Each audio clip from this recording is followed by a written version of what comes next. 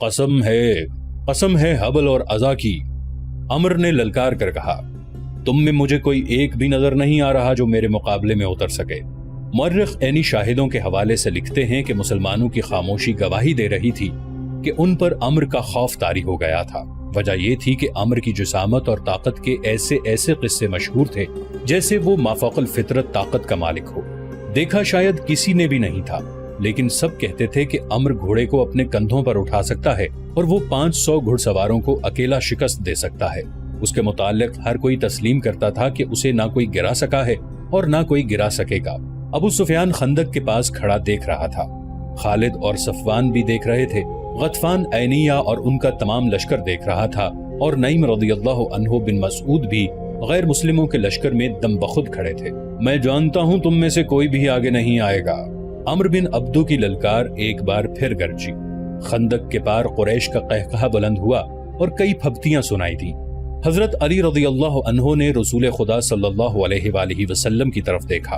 आप सल्लल्लाहु अलैहि वसल्लम ने अपना इमामा सर से उतारा और हजरत अली रज़ियल्लाहु अन्हु के सर पर बांध दिया।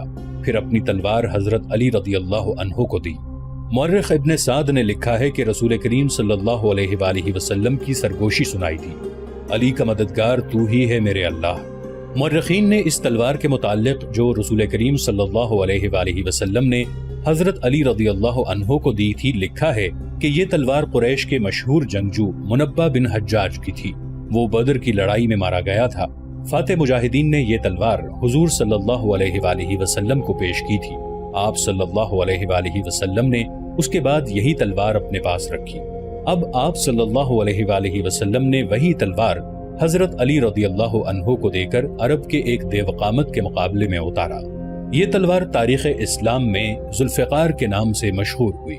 हजरत अली रज़ियल्लाहु अन्हु अम्र बिन अब्दू के सामने जा खड़े हुए। अबू तालिब के बेटे, अम्र जो घोड़े पर सवार था हजरत अली रज़ियल्लाहु अन्हु से मुखातिब हुआ। क्या तुम भूल गए हो कि तुम्हारा बाप मेरा कितना गहरा दोस्त था? क्या ये मेरे लिए बहुत बुरा फेल नहीं होगा कि मैं अपने अजीज दोस्त के बेटे को कत्ल कर दूं? ऐ मेरे बाप के दोस्त, हजरत अली रज़ियल्लाहु अन्हु ने ललकार कर जवाब दिया, हमारी दोस्ती खत्म हो चुकी है।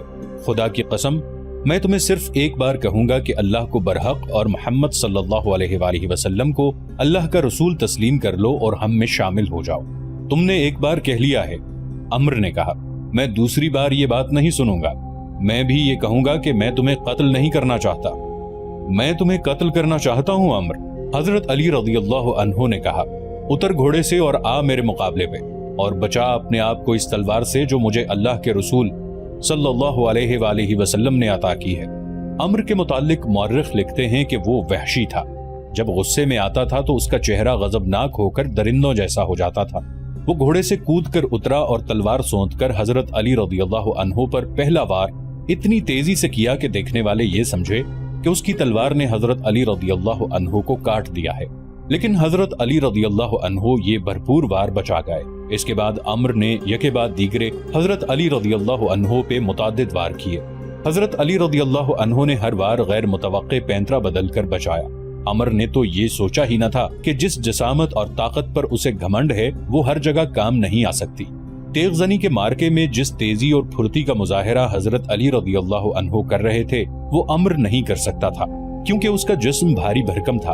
अगर वो घोड़े को अपने कंधों पर उठा भी सकता था तो भी उसमें घोड़े जैसी रफ्तार नहीं थी। उसकी ताकत घोड़े से ज्यादा भी हो सकती थी। हजरत अली रज़ियल्लाहु अन्हु ने उस पर एक भी वार न किया जिसे अम्र ने खौफजदगी समझा होगा। वो वार पे वार करता रहा और हजरत अली रज़ियल्लाहु अन्हु कभी इधर कभी उधर होते रहे। खंदक के पार अहले कुरैश का लश्कर जो कहकहे लगा रहा था यकलख्त खामोश हो गया, क्योंकि उनका देवकामत अम्र वार करते करते रुक गया था और खामोश खड़ा हो गया था। वो हाँप रहा था। वो गालिबन हैरान था कि ये नौजवान जो कद-बुत में उसके जिस्म का 20वां हिस्सा भी नहीं है उससे मरूब क्यों नहीं हुआ। दरअसल अम्र थक गया था। हजरत अली रज़ियल्लाहु अन्हु ने जब उसकी ये हालत देखी कि वो अपनी ताकत इतने सारे वार करते करते सर्फ कर चुका है और हैरानो परेशान खड़ा है, तो हजरत अली रज़ियल्लाहु अन्हु ने ये हैरान कुन मुजाहिरा किया कि तलवार फेंककर बिजली की तेजी से अम्र पर झपटे और उछलकर उसकी गर्दन अपने हाथों में दबोच ली। इसके साथ ही हजरत अली रज़ियल्लाहु अन्हु ने अम्र की टांगों में अपनी टांग ऐसे फंसाई कि वो पीठ के बल गिरा। اس نے اپنی گردن چھڑانے کے لیے بہت زور لگایا، لیکن اس کی گردن حضرت علی رضی اللہ عنہ کی آہنی گرفت سے آزاد نہ ہو سکی۔ حضرت علی رضی اللہ عنہ نے اس کی گردن سے ایک ہاتھ ہٹا کر کمر بند سے خنجر نکالا اور اس کی نوک عمر کی شہرگ پر رکھ دی۔ اب بھی میرے اللہ کے رسول صلی اللہ علیہ وآلہ وسلم پر ایمان لیا تو میں تیری جان بخشی کر دوں گا، حضرت علی رضی اللہ عنہ نے کہا۔ عمر بن عبدو نے جب دیکھا کہ اس کی وہ طاقت جس سے اہل عرب لرزتے تھے بیکار ہو گئی ہے تو اس نے یہ اوچھی حرکت کی کہ حضرت علی رضی اللہ عنہ کے منہ پر تھوک دیا۔ دیکھنے والے ایک بار پھر حیران رہ گئے، کیونکہ حضرت علی رضی اللہ عنہ خنجر سے اس کی شہرگ کاٹ دینے کی بجائے اٹھ کھڑے ہوئے تھے۔ انہوں نے خنجر کمر بند میں اڑس لیا اور ہاتھوں سے اپنا چہرہ صاف کیا۔ عمر اب اس طرح اٹھا جیسے اس کے جسم کی طاقت ختم ہو چکی ہو۔ صرف اسے ہی نہیں، ہر کسی کو توقع تھی کہ حضرت علی رضی اللہ عنہ اسے زندہ نہیں اٹھنے دیں گے، لیکن حضرت علی رضی اللہ عنہ بڑے آرام سے پیچھے ہٹے۔ عمر، حضرت علی رضی اللہ عنہ نے کہا، میں نے اللہ کے نام پر تیرے ساتھ زندگی اور موت کا مقابلہ کیا ہے، لیکن تو نے میرے منہ پر تھوک کر میرے دل میں ذاتی دشمنی پیدا کر دی ہے۔ میں تجھے ذاتی دشمنی کی بنا پر قتل نہیں کروں گا، کہیں ایسا نہ ہو کہ میرے خدا کو میرا یہ انتقام اچھا نہ لگے۔ جا یہاں سے، اپنی جان لے کر واپس چلا جا۔ عمر بن عبدو شکست تسلیم کرنے والا آدمی نہیں تھا۔ مورخ لکھتے ہیں کہ میدان میں اس کی یہ پہلی ہار تھی جسے وہ برداشت نہ کر سکا۔ اس نے اپنی ہار کو جیت میں بدلنے کے لیے یہ اوچی حرکت کی کہ تلوار نکال کر حضرت علی رضی اللہ عنہ پر جھپٹ پڑا۔ حضرت علی رضی اللہ عنہ اس حملے کے لیے تیار نہیں تھے، لیکن ان کی کامیابی کے لیے رسول خدا صلی اللہ علیہ وآلہ وسلم نے خدا سے مدد مانگی تھی۔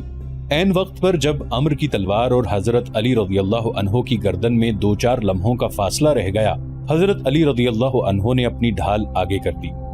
عمر کا وار اس قدر زوردار تھا کہ اس کی تلوار نے حضرت علی رضی اللہ عنہ کی ڈھال کو کاٹ دیا۔ ڈھال حضرت علی رضی اللہ عنہ کے کان کے قریب سر پر لگی، جس سے خون پھوٹنے لگا۔ عمر ڈھال میں سے تلوار کھینچ ہی رہا تھا کہ حضرت علی رضی اللہ عنہ کی وہ تلوار جو انہیں رسول کریم صلی اللہ علیہ وآلہ وسلم نے دی تھی اتنی تیزی سے حرکت میں آئی کہ عمر کی گردن کٹ گئی۔ گردن پوری نہ کٹی، لیکن شہرگ کٹ چکی تھی۔ عمر کی تلوار اس کے ہاتھ سے چھوٹ گئی، اس کا جسم ڈولنے لگا۔ حضرت علی رضی اللہ عنہ نے اس پر دوسرا وار نہ کیا۔ انہوں نے دیکھ لیا تھا کہ یہی وار کافی ہے۔ عمر کی ٹانگیں دوہری ہوئیں، اس کے گھٹنے زمین پر لگے اور وہ لڑک گیا۔ عرب کی مٹی اس کا خون چوسنے لگی۔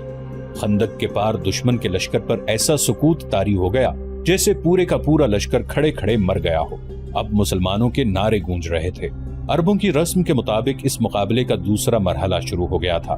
مسلمانوں کے ایک جیش نے اکرمہ اور اس کے باقی سواروں پر حملہ کر دیا تھا۔ قریش کے ان سواروں کے لیے بھاگ نکلنے کے سوا اور کوئی چارہ نہ تھا۔ وہ خیریت سے پسپا ہونے کے لیے لڑے۔ اس معرکے میں قریش کا ایک آدمی مارا گیا۔ اکرمہ نے اپنا ایک گھوڑا خندق کی طرف موڑ کر بھاگ نکلنے کے لیے ایڑ لگائی۔ خندق پھلانگنے سے پہلے اکرمہ نے اپنی برچھی پھینک دی۔ ان میں سے ایک سوار جس کا نام خالد بن عبداللہ تھا خندق کو پھلانگ نہ سکا۔ اس کا گھوڑا خندق کے اگلے کنارے سے ٹکرایا اور خندق میں جا پڑا۔ وہ اٹھ کر کنارے پر چڑھنے کی کوشش کرنے لگا، لیکن مسلمانوں نے اس پر پتھروں کی بوچھاڑ کر دی اور وہ وہیں ختم ہو گیا۔ رسول کریم صلی اللہ علیہ وآلہ وسلم نے حکم دیا کہ خندق کے اس مقام پر مستقل پہرے کا انتظام کر دیا جائے، کیونکہ وہاں سے خندق پھلانگی جا سکتی تھی۔ دوسرے دن خالد اپنے گھڑ سوار دستے میں سے ایک جانباز سوار منتخب کر کے خندق عبور کرنے کو چل پڑا۔ خالد، رک جاؤ، ابو سفیان نے اسے کہا، کیا تم نے کل اکرمہ کے سواروں کا انجام نہیں دیکھا؟ اب مسلمانوں نے وہاں پہرے کا اور زیادہ مضبوط انتظام کر دیا ہوگا۔ کیا یہ بہتر نہیں کہ لڑے بغیر واپس جانے کے بجائے تم میری لاش میرے گھوڑے پر رکھ کر مکہ لے جاؤ؟ خالد نے کہا، اگر ہم ایک دوسرے کے انجام سے ڈرنے لگے تو وہ دن بہت جلد طلوع ہوگا جب ہم مسلمانوں کے غلام ہوں گے۔ میں تمہیں نہیں روکوں گا میرے دوست، اکرمہ نے خالد سے کہا، لیکن میری ایک بات سن لو، اگر تم میری شکست کا انتقام لینے جا رہے ہو تو رک جاؤ۔ تمہیں قریش کی عظمت عزیز ہے تو ضرور جاؤ۔ آج مدینہ کی طرف جاتے ہوئے خالد کو وہ لمحے یاد آ رہے تھے۔ اسے نہ اس وقت یہ خیال آیا تھا نہ آج کہ وہ یہ جانتے ہوئے بھی کہ خندق عبور کر کے بھی مارا جائے گا، نہ عبور کر سکا تو بھی مارا جائے گا، کیوں خندق کی طرف چل پڑا تھا۔ وہ 16 مارچ 627 عیسوی کے دن کا تیسرا پہر تھا۔ خالد چند ایک منتخب سواروں کے ساتھ خندق کی طرف بڑھا۔ اس نے خندق پھلانگنے کے لیے کچھ فاصلے سے اپنے گھوڑے کو ایڑ لگائی، مگر اس مقام کے پہرے پر جو مسلمان کہیں چھپے بیٹھے تھے انہوں نے تیروں کا می برسا دیا۔ خالد نے لگام کو پوری طاقت سے کھینچا اور اس کا گھوڑا خندق کے عین کنارے پر جا رکا۔ خالد نے گھوڑے کو پیچھے موڑا اور اپنے تیر اندازوں کو بلایا۔ اس نے سوچا تھا کہ اس کے تیر انداز مسلمانوں پر تیر پھینکتے چلے جائیں گے جس سے مسلمان سر نہیں اٹھا سکیں گے اور وہ خندق پھلانگ لے گا، لیکن مسلمانوں نے تیر اندازی میں اضافہ کر دیا۔ مسلمان تیروں کی بوچھاڑوں میں تیر چلا رہے تھے۔ خالد کو پسپا ہونا پڑا۔ خالد اس انداز سے اپنے سواروں کو وہاں سے ہٹا کر دوسری طرف چل پڑا جیسے اس نے خندق پر ایک اور حملہ کرنے کا ارادہ ترک کر دیا ہو۔ مورخین جن میں ابن حشام اور ابن سعد قابل ذکر ہیں لکھتے ہیں کہ یہ خالد کی ایک چال تھی۔ اس نے چلتے چلتے اپنے سوار جیش میں مزید سوار شامل کر لیے۔ اس نے سوچا یہ تھا کہ اسے پسپا ہوتے دیکھ کر مسلمان پہرے دار ادھر ادھر ہو جائیں گے۔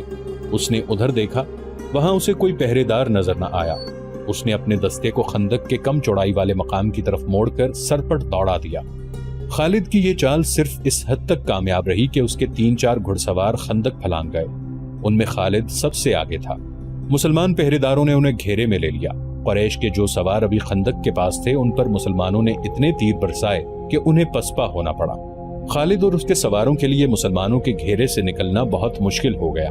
یہ زندگی اور موت کا مارکا تھا جو خالد نے گھوڑا دوڑا کر اور پینترے بدل بدل کر لڑا۔ اس کے سوار بھی تجربہ کار تھے اور پھرتیلے تھے۔ ان میں سے ایک مارا گیا۔ خالد اب دفاعی مارکا لڑ رہا تھا۔ اس نے کئی مسلمانوں کو زخمی کیا جن میں سے ایک شہید ہو گیا۔ آخر اسے نکلنے کا موقع مل گیا اور اس کا گھوڑا خندق کو پھلانگ آیا۔ اس کے جو سوار زندہ رہ گئے تھے وہ بھی خندق پھلانگ آئے۔ اس کے بعد قریش میں سے کسی نے بھی خندق کے پار جانے کی جرت نہ کی۔ اکرمہ اور خالد کی ناکامی کے بعد قریش اور ان کے دیگر اتحادی قبائل کے لشکر میں مایوسی جو پہلے ہی کچھ کم نہ تھی اور بڑھ گئی، خوراک نہ ہونے کے برابر رہ گئی تھی۔ ابو سفیان جو اپنے اور دیگر تمام قبائل کے لشکر کا سالار اعلیٰ تھا، پہلے ہی ہاتھ پاؤں چھوڑ بیٹھا تھا۔ خالد، اکرمہ اور صفوان نے یہ ظاہر کرنے کے لیے کہ ان کا لشکر زندہ و بیدار ہے، یہ کارروائی جاری رکھی کہ وقتاً فوقتاً خندق کے قریب جا کر مسلمانوں کے خیمہ گاہ پر تیر برساتے رہے۔ اس کے جواب میں مسلمانوں نے تیر اندازوں کو خندق کے قریب پھیلا دیا جو اہل قریش کے تیر اندازوں پر جوابی تیر اندازی کرتے رہے۔ تیروں کے تبادلے کا یہ سلسلہ صرف ایک دن صبح سے شام تک چلا۔ اہل قریش، غطفان اور دیگر قبائل جس محمد صلی اللہ علیہ وآلہ وسلم کو شکست دینے آئے تھے، وہ محمد صلی اللہ علیہ وآلہ وسلم کسی ملک کے بادشاہ نہ تھے، وہ خدا کے رسول صلی اللہ علیہ وآلہ وسلم تھے۔ خدا نے انہیں ایک عظیم پیغام دے کر رسالت عطا کی تھی۔ آپ صلی اللہ علیہ وآلہ وسلم نے خدا سے مدد مانگی تھی۔ خدا اپنے رسول صلی اللہ علیہ وآلہ وسلم کو کیسے مایوس کرتا؟ اس کے علاوہ مدینے کے اندر مسلمانوں کی عورتیں اور بچے دن رات اپنی کامیابی اور نجات کی دعائیں مانگتے رہتے تھے۔ یہ دعائیں رائے گاں کیسے جاتی؟ 18 مارچ 627 عیسوی بروز منگل مدینہ کی فضا خاموش ہو گئی۔ سردی خاصی تھی، ہوا بند ہو گئی، موسم خوشگوار ہو گیا، لیکن یہ طوفان سے پہلے کی خاموشی تھی۔ اچانک آندھی آ گئی جو اس قدر تیز و تند تھی کہ خیمے اڑنے لگے۔ جکڑ بڑے ہی سرد تھے۔ آندھی کی تندی اور اس کی چیخوں سے گھوڑے اور اونٹ بھی گھبرا گئے اور رسیاں توڑوانے لگے۔ مسلمانوں کی اجتماع گاہ سلا کی پہاڑی کی اوٹ میں تھی، اس لیے آندھی انہیں اتنا پریشان نہیں کر رہی تھی جتنا مکہ کے لشکر کو۔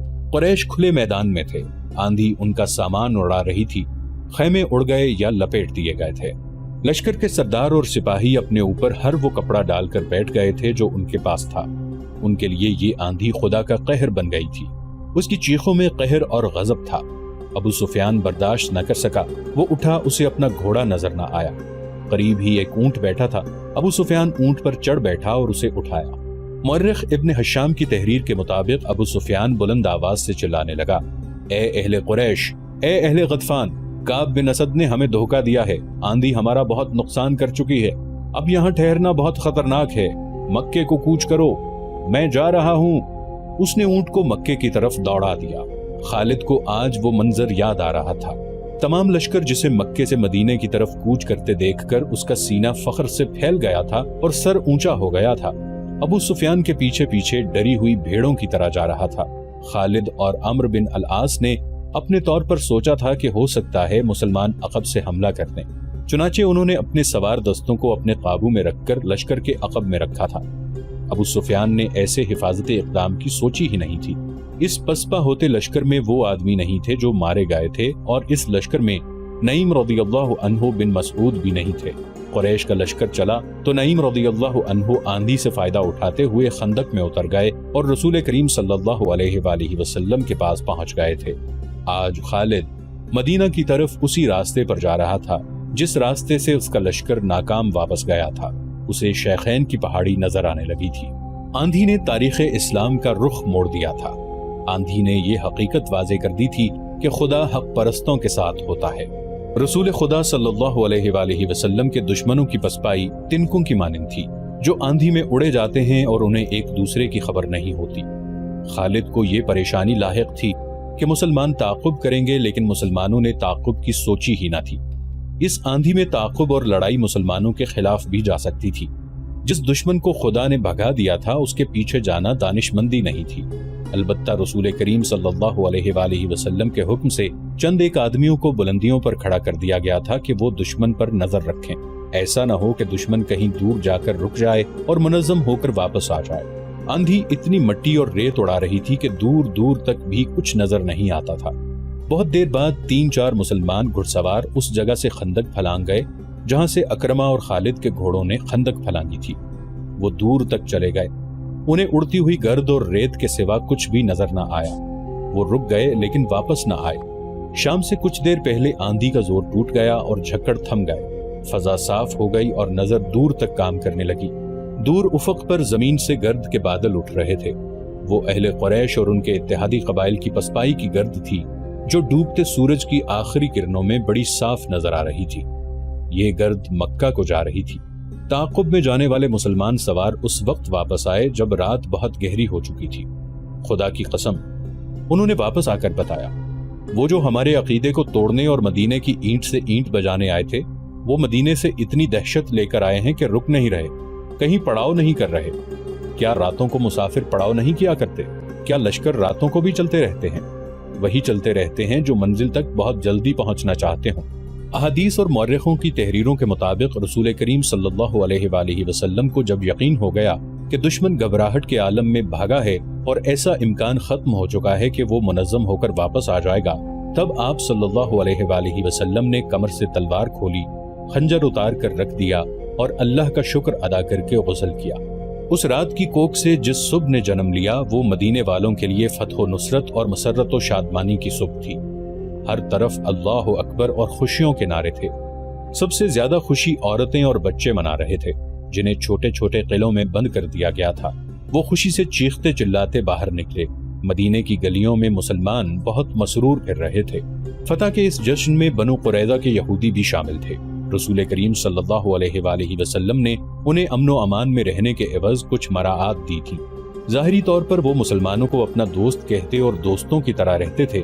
اہل قریش کی پسپائی پر وہ مسلمانوں کی طرح خوشیاں منا رہے تھے، لیکن ان کا سردار کعب بن اسد اپنے قلعے نما مکان میں بیٹھا تھا۔ اس کے پاس اپنے قبیلے کے 3 سرکردہ یہودی بیٹھے تھے اور اس وقت کی غیر معمولی طور پر حسین یہودن یوحاوا بھی وہاں موجود تھی۔ وہ گزشتہ شام اہل قریش کی پسپائی کی خبر سن کر آئی تھی۔ کیا یہ اچھا نہیں ہوا کہ ہم نے مسلمانوں پر حملے نہیں کیے؟ کعب بن اسد نے کہا، مجھے نعیم بن مسعود نے اچھا مشورہ دیا تھا۔ اس نے کہا تھا کہ قریش سے معاہدے کی ضمانت کے طور پر چند آدمی یرغمال کے لیے مانگو۔ اس نے یہ بھی کہا تھا کہ قریش اس سے دگنا لشکر لے آئیں تو بھی خندق عبور نہیں کر سکتے۔ میں نے نعیم کا مشورہ اس لیے قبول کر لیا تھا کہ وہ اہل قریش میں سے ہے۔ وہ اہل قریش میں سے نہیں، ایک یہودی نے کہا، وہ محمد کے پیروکاروں میں سے ہے۔ خدائے یہودا کی قسم، تمہاری یہ بات سچ نہیں ہو سکتی۔ کعب بن اسد نے کہا، وہ اہل قریش کے ساتھ آیا تھا مگر ان کے ساتھ گیا نہیں۔ اسی یہودی نے کہا، میں نے کل شام اسے مدینے میں مسلمانوں کے ساتھ دیکھا ہے۔ اس وقت تک اہل قریش کا لشکر مدینہ سے بہت دور جا چکا تھا۔ پھر تمہیں کس نے بتایا ہے کہ وہ محمد کے پیروکاروں میں سے ہے؟ کعب نے کہا، میں ایسی بات کو کیوں مانوں جو تم نے کسی سے پوچھا نہیں؟ میں نے اپنے ایک مسلمان دوست سے پوچھا تھا۔ یہودی نے کہا، میں نے نعیم کو دیکھ کر کہا تھا مسلمان اب قریش کے جنگی یاروں کو کھلا رکھتے ہیں۔ میرے دوست نے جواب دیا کہ نعیم کبھی کا اسلام قبول کر چکا ہے، اسے مدینے میں آنے کا موقع اب ملا ہے۔ پھر اس نے ہمیں مسلمانوں سے نہیں بلکہ مسلمانوں کو ہم سے بچایا ہے۔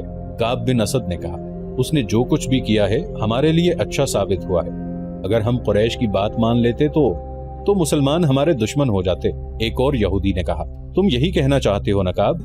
مسلمان پھر بھی ہمارے دشمن ہیں۔ ہمیں محمد صلی اللہ علیہ وآلہ وسلم کہ نئے مذہب کو یہیں پر ختم کرنا ہے ورنہ وہ ہمیں ختم کرا دیں گے۔ کیا تم دیکھ نہیں رہے کہ یہ مذہب جسے یہ لوگ اسلام کہتے ہیں کتنی تیزی سے مقبول ہوتا جا رہا ہے؟